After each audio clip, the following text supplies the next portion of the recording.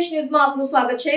ઈશાની નમાઝ બાદ નડિયાદ શહેરના ડભાણ ભાગોળ ટાવર પાસે સક્કરકુઈ વિસ્તાર ખાતે હઝરત સદલ્લાહ સૈયદ બાવા તથા હઝરત રોશન સૈયદ બાવાના સંદલ શરીફની ઉજવણી ભક્તિભાવ અને શ્રદ્ધાપૂર્વક કરવામાં આવી। ઈશાની નમાઝ બાદ આશરે 10 વાગે નડિયાદ શહેરના ડભાણ ભાગોળ ટાવર પાસે સક્કરકુઈ વિસ્તાર ખાતે હઝરત સદલ્લાહ સૈયદ બાવા તથા હઝરત રોશન સૈયદ બાવાના સંદલ શરીફની ઉજવણી ભક્તિભાવ અને શ્રદ્ધાપૂર્વક કરવામાં આવી હતી।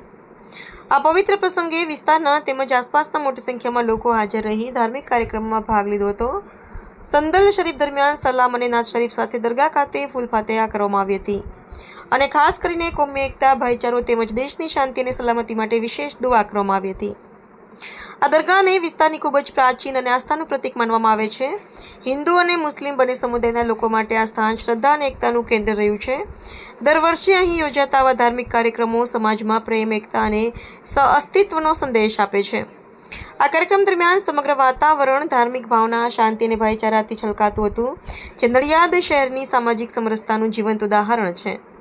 રિપોર્ટર સાજિદ હુસૈન મલેક, નડિયાદ।